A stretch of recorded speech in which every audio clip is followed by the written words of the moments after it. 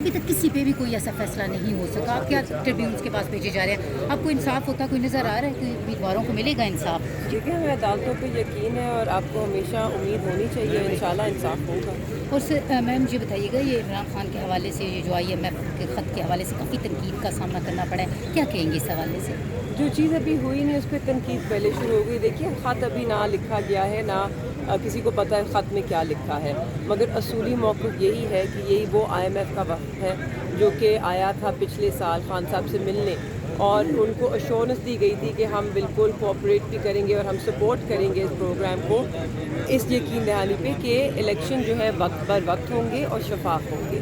آپ کے سامنے ہے کہ نہ وقت پر ہوئے نہ شفاف ہوئے.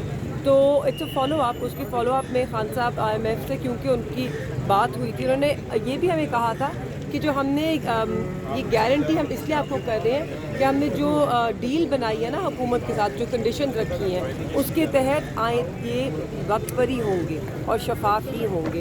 تو it's a follow up letter. اچھا، تو میم یہ بتائیے گا کہ یہ عمران خان کے حوالے سے جس طرح سے اب ان کے وکلاء بھی پیش ہو رہے ہیں اور سامنے بھی آ رہا ہے سنی اتحاد کونسل کا حصہ بنی، تو آج یہ فیصلہ بھی ہونا ہے الیکشن کمیشن میں کہ ان کو کوٹا ملنا ہے یا نہیں. آپ کو کیا لگتا ہے الیکشن کمیشن سنی اتحاد کونسل میں شامل ہونے کے بعد کوٹا دے گا؟ اصولی طور پہ تو دینا چاہیے.